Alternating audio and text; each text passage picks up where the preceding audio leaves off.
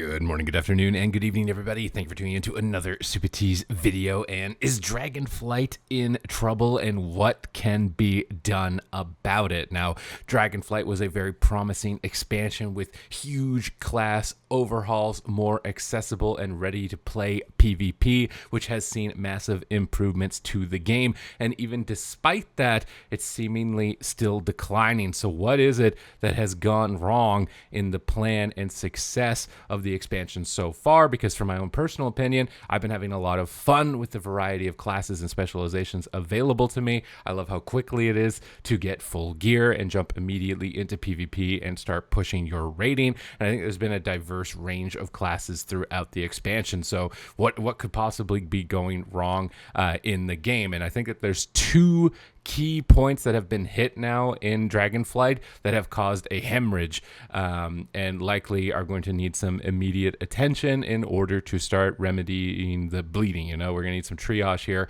to help it out. One of the first things was the 10.0.7 Ret Paladin patch, and this is a patch that just completely hammered the game. I've got some metrics here to show exactly what happened here. So this is the participation of Dragonflight in terms of class representation. And you can see a spike that stands out a little bit different than the rest of the curve, and that's this one right here.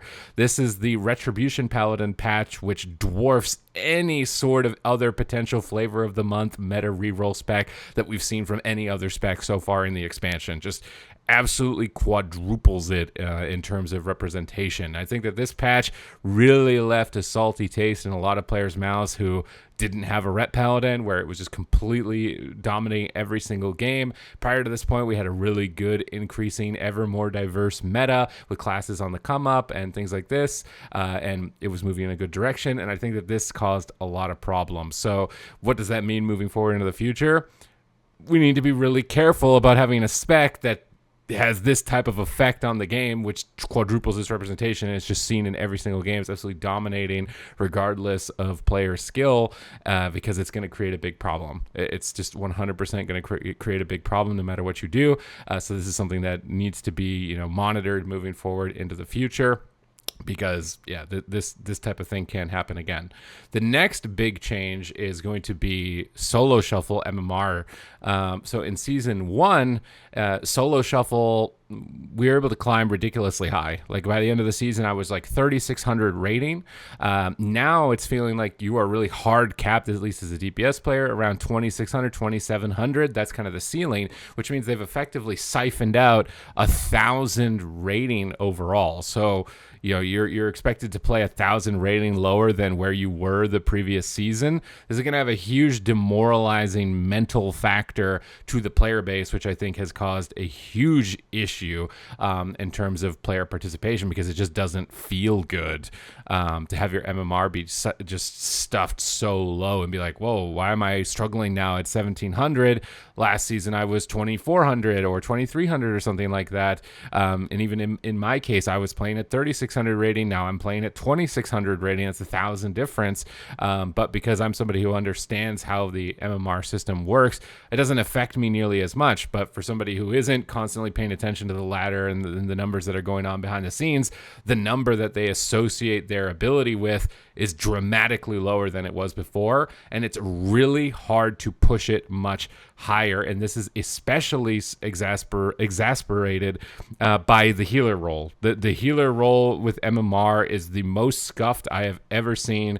It needs immediate attention because the solo shuffle bracket lives and dies by the healer population, and right now it is just statistically more difficult to climb as a healer. This has nothing to do with subjective opinion of DPS is harder to roll or healer is a harder roll or whatever. It's just actually statistically more difficult to climb as a healer, and this is likely because it is only comparing you against one other healer in the game as opposed to having 4 players to cross compare your MMR. And one of the biggest immediate changes that I think needs to be done towards remedying this is that if healers in a solo shuffle lobby go 3 and 3, there should be no MMR change. At best case, the healer that is lower MMR should gain MMR, but the healer who's already higher should not lose MMR. Another kind of collateral damage to lowering the MMR ceiling or rating ceiling in general is that you have a large variants of skill all clumped together. So it happens very frequently where one player will be significantly inexperienced compared to the rest of the players in the lobby, which usually leads to them going 0-6 and then getting recalibrated into a more appropriate lobby. But then that lobby caused a lot of damage for people in the game. Now, if it's a DPS going 0-6, the other DPS just go 4-2 and get a nice little boost of rating. And this is the main reason why I think that it's just mechanically easier to climb as a DPS. The likelihood that one of the DPS is going to underperform is higher because there's more players, and because the rating is closer together means you're more likely to get somebody who's lesser experienced with people who are higher experienced, and they're probably not going to perform as well, and they're going to go 0-6. And when that happens, the 3 DPS, they get to skyrocket. They just get free rating in that lobby, easy peasy. The healers, though, they go 3-3. And if one of them was lower MMR, then the higher MMR healer just loses MMR. That lobby just served to exist to bring healers down, and that is bad, because if you feel like you can't move, you're probably going to stop playing the game. So I think it's really important that we jumpstart MMR for healers and make it less punishing than it currently is. I mean, I've seen countless screenshots of going like 2-4 and then losing a bunch of MMR, like maybe losing 50 rating or something like that, and it's just absolutely ridiculous, the difference in variance. You can go 4-2, get +6 rating, and then go 2-4 and get -60 rating.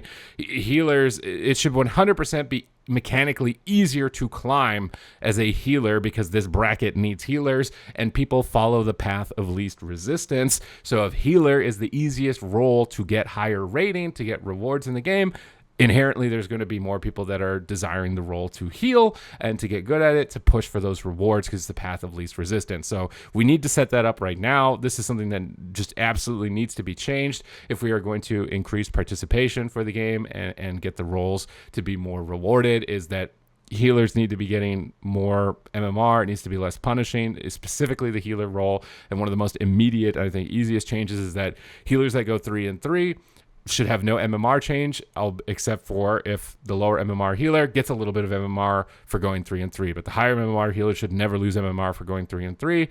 And this is, again, I've already described, because if one DPS is pumped into that lobby because the DPS are so closely clustered, because we've lowered the gap of 3,600 rating to 2,600 rating, they're probably going to go 0-6, which means the healers will default 3-3, and means that the higher MMR healer is just punished for playing. You cannot punish people for playing, especially when they're higher rated, because then it stagnates the game. Participation drives inflation, and if people aren't playing, then MMR is not going to go up. The game is going to stagnate. Queues are going to get longer. People are going to leave, and then that continues to funnel that issue moving into the future and just compounds over time. So even if the game is really fun, even if we have diversified the class, and even, as long as we stay on top of this rep palette and stuff, so something like this never happens again moving into the future, and we constantly see buffs and we start uplifting other specs to try and increase their participation and get people back into the game and check out their classes, I can't see why the game would not begin to remedy this issue. So hopefully these issues can be addressed. To kind of shortly summarize,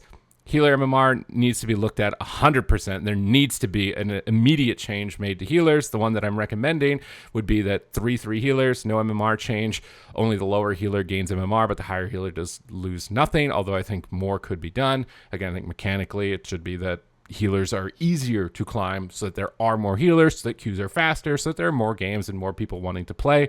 That needs to happen 100%, and it will help the game so much. And I feel like it's not that difficult from my perspective. I mean, I don't run a company like this, but to make a change like that seems very simple and would help so much in terms of increasing participation for the game and getting more people into it, which is of course what we want. We want the game to be fun and lots of people playing.